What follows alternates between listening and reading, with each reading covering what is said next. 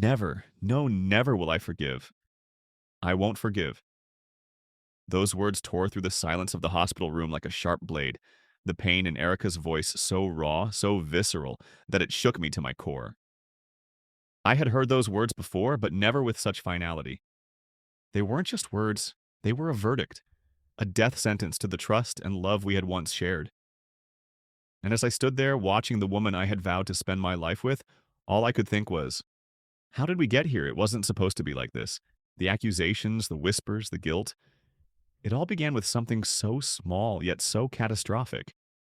It began with Melissa, but it didn't end there. The real blow came not from the accusations themselves, but from the one thing that neither of us could control, the death of our precious daughter. The loss of her in the midst of everything else shattered the fragile foundation of our marriage. And it was then, in the grief-stricken haze of that loss, that I watched as my wife, Erica, slowly withdrew from me. We had been so consumed by the chaos of the accusations, by the suspicion that had poisoned everything between us, that we didn't notice how our daughter's health had been quietly deteriorating. She had been so vibrant, so full of life, and yet in the middle of our pain, we hadn't seen the signs. She passed away unexpectedly, a sudden illness that took her life in a matter of days, leaving us no time to process or prepare. And when she was gone, so was the last thread that had kept Erica and me connected. We were both drowning in our own grief, unable to reach out to each other. When the doctors confirmed our daughter's death, it felt like the ground had shifted beneath my feet. The grief was so overwhelming that I couldn't find words. But Erica, she was already somewhere else, somewhere distant. Her eyes were vacant, her body a shell of the woman I had known. And in the midst of that pain, the accusations against me intensified. Melissa had been whispering her version of events for months, weaving a story so convincing that even I began to question myself. Was there truth to it? Did I betray my wife, my family? Or was I the victim of a manipulative lie?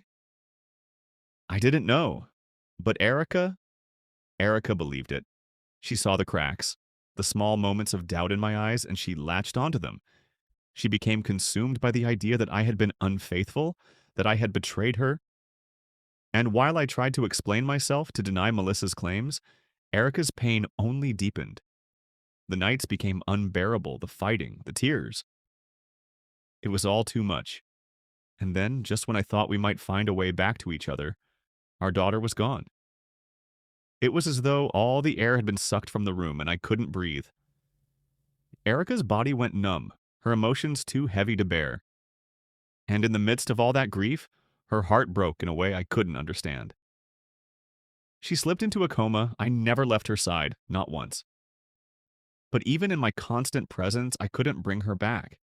The accusations, the betrayal, they had created a wall between us, one that I wasn't sure how to break down.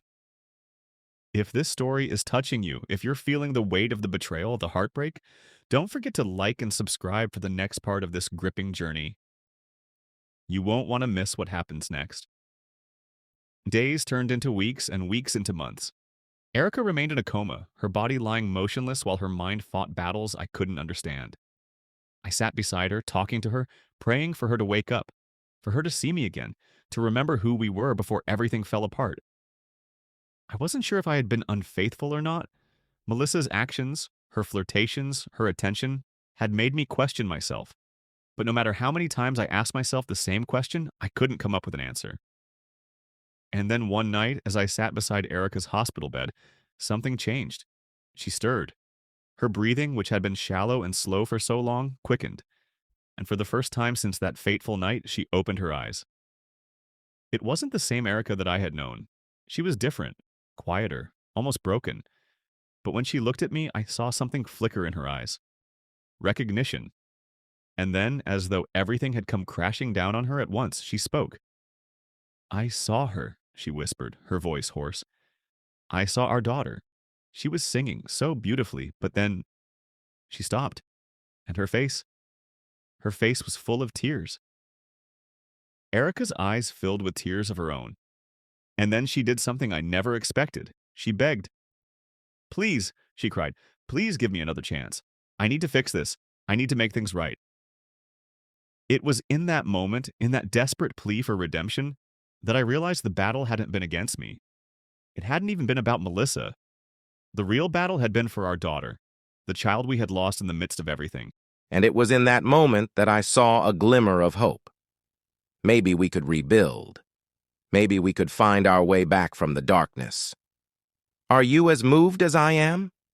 Don't forget to like and subscribe for the continuation of this powerful journey of forgiveness and redemption.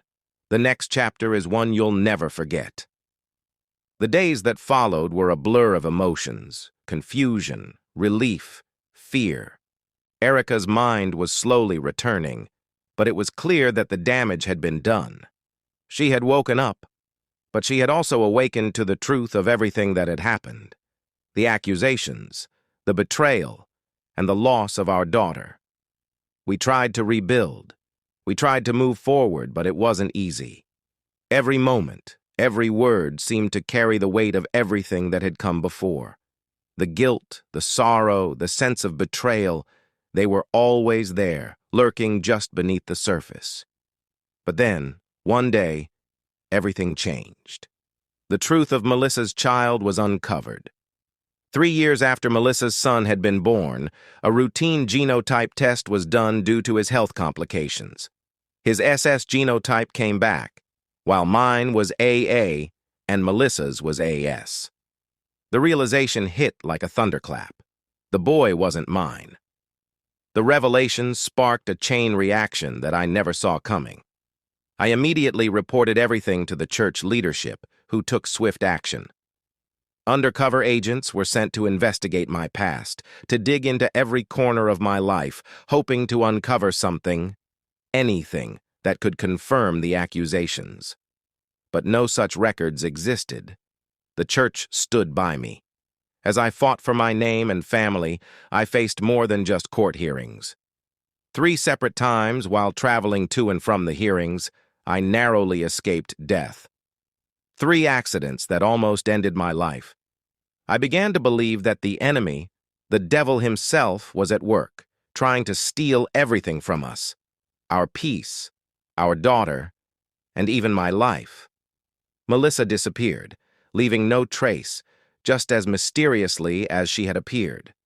The chapter of her deception was closed. And then, after months of recovery, Erica discovered she was pregnant again. This time, we were blessed with twins, a boy and a girl. But the question lingered. Had I truly been unfaithful? Was it all a lie? Or was there more to the story that no one had ever told? Thank you for following this story of pain, redemption, and second chances. But now, as we come to the end of this journey, the question remains. Did the pastor truly have an affair with Melissa? Or was everything a lie? And what could the church leadership have done differently to prevent this? What actions could have saved this family from the storm? Stay tuned for the final answers in the next chapter. Don't forget to like, share, and subscribe. This story is far from over, and the truth is still waiting to be uncovered.